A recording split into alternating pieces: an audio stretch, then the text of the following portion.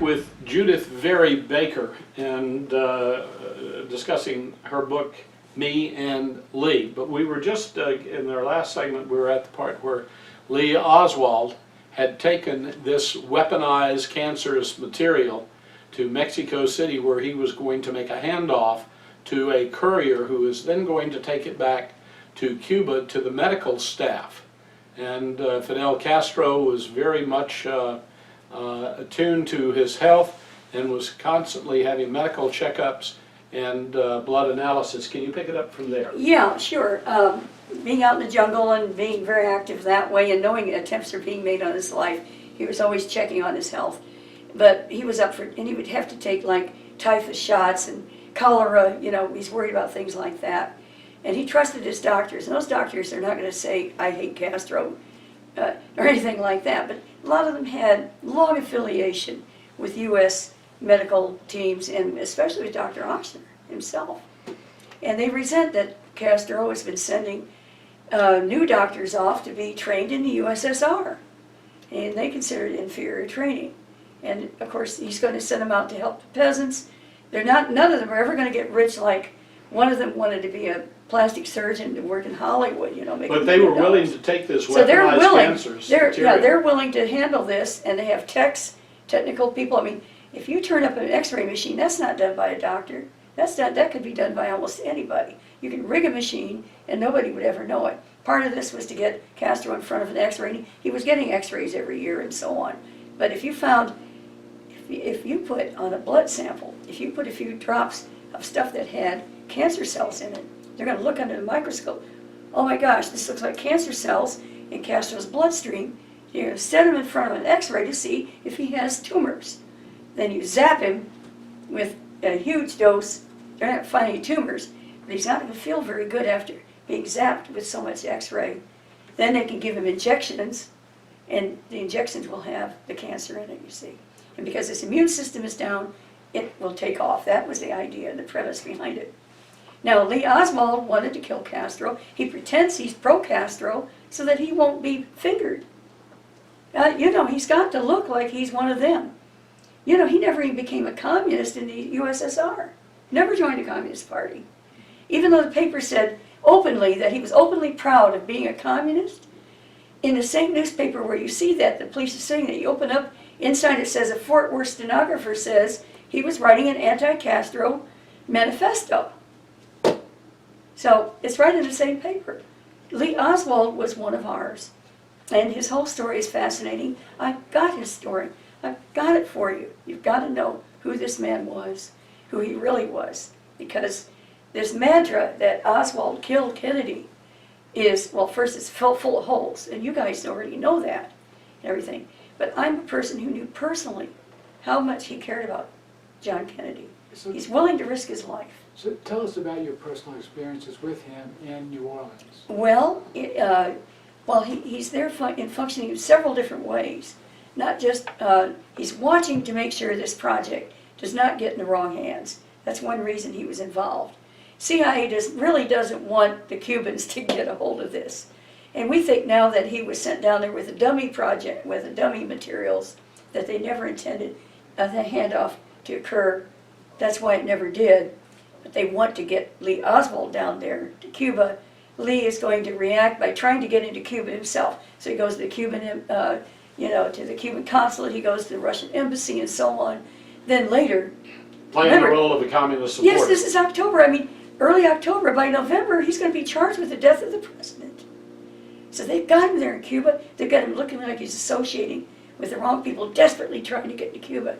That's why it's so important to understand that a couple of weeks later, when he is right there in Dallas, when that visa comes through that he's supposed to, oh, I got to get to Cuba, he ignores it. He ignores it because the project was over. It was defunct. So he ignores it. So you got to understand, if you understand, I understand all his actions. I'm in contact with him, in fact, until 37.5 hours before the assassination. And he's telling me he's seen too many faces. He has found through a combination of working with David Ferry and others, he's been able to penetrate at least one of the sniper groups. And when you see when you see him supposedly taking in curtain rods, he's holding it military style, cupped under his hand. Remember that? It looks from a distance like he's bringing in a firearm. He's acting like it's heavy. He's not just walking along with it like that. He's cupping it, making it look like something you would carry in. I think that they were watching him to see if he's going to bring in a gun. See, it looks like he's cooperating. Now imagine what happens when they can't find a gun. Then up comes and you have all of a sudden you have Mauser showing up and you have Carcano showing up and so on.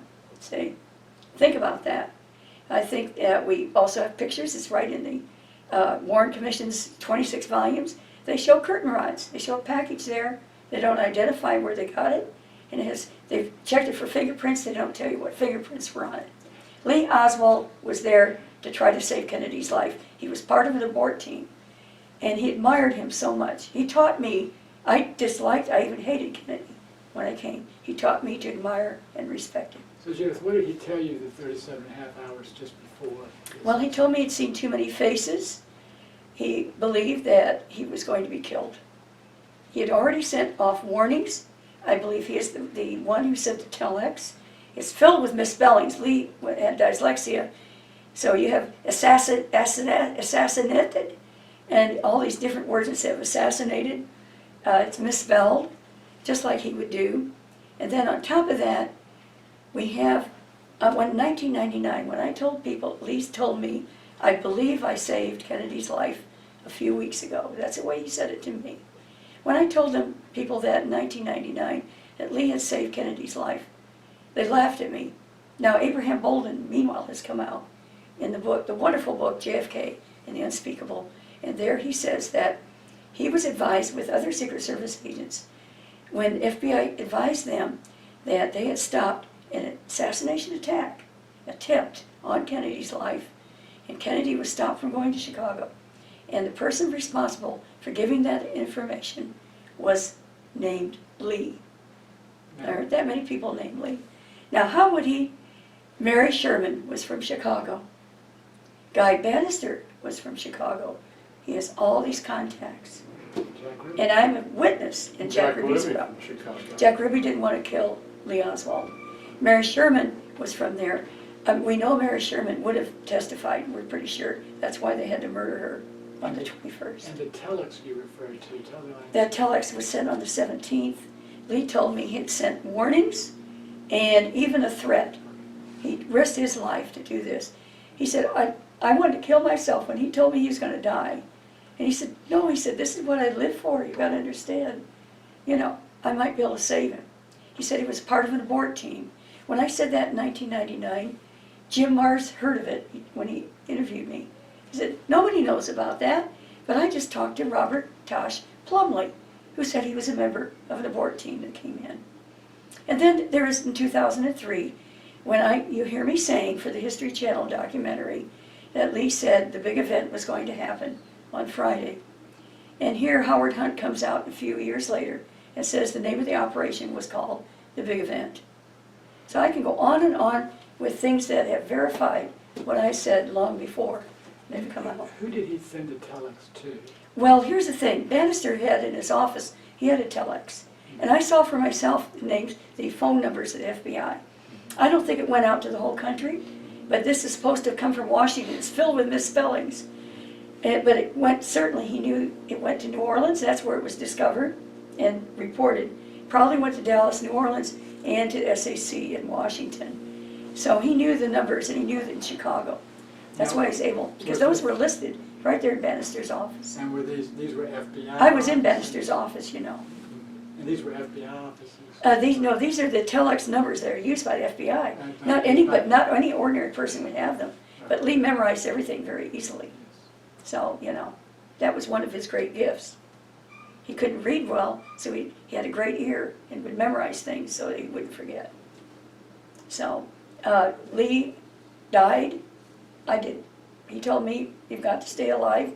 Tell my children who I really was. So, when was the last time you saw him when you were in New Orleans? October 2nd. When he was September 2nd. He's standing there reading a newspaper. He's in a t-shirt. and pants, and we're turning the corner. I've been ordered to go back to Florida. They couldn't, by the way, they couldn't get rid of me right away. I was doing cancer research, it was in the papers. If I'd come from New Orleans and suddenly stopped, they'd say, what happened in New Orleans? So they put me in a prestigious lab, Peninsular Chem Research.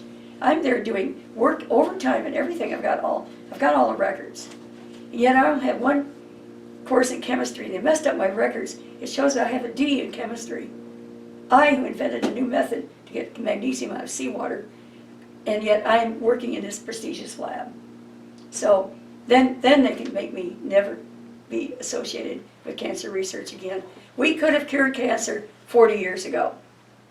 And I'm urging anyone who knows anything about sponsoring bacteriophage research to move into that area. The bacteriophage was what would have done it.